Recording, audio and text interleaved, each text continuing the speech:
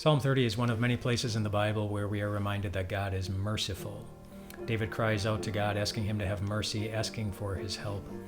He's not the only person in the Bible to ever do that, and in fact, it's something Christians have been doing for a very, very long time. And why is that important? It's because of what mercy is. Jesus defined mercy by telling a story. He told the story of the Good Samaritan.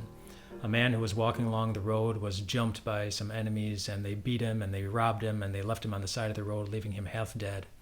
So the man is laying there on the side of the road, entirely weak, entirely helpless. He's going to die if he's left alone. And somebody walks up to him and sees him, but then walks right by him.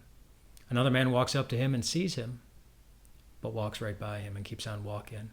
A third man walks up to him and sees him, and this third man was, in a sense, the natural-born enemy of this man.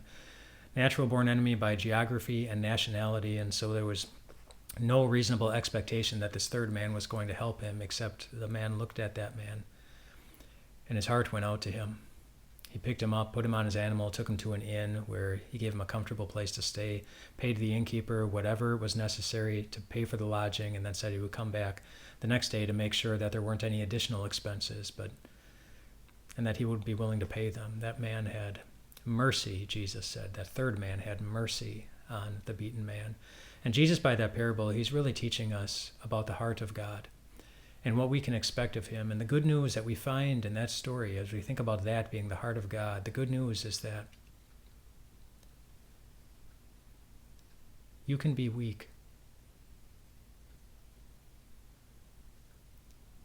You can be helpless. Your faith can be almost dead.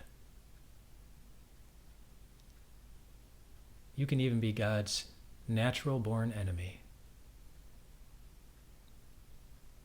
And you still have the right to expect that God is going to help you when you cry out to him.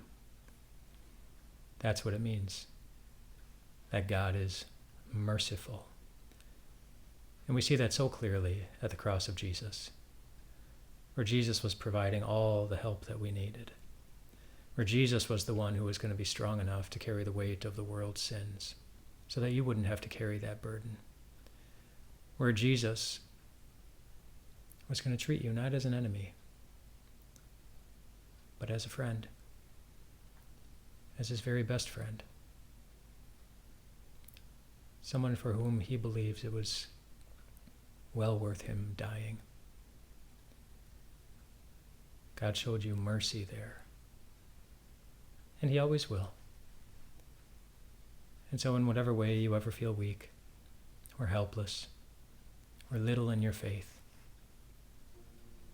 or when the reality of who we are compared to who God is, or what our hearts are like compared to what God's heart is like, when that reality is so big and so obvious, remember God's mercy. And remember that it's his mercy that will compel him to help you in your time of need. Rest well tonight, my friends.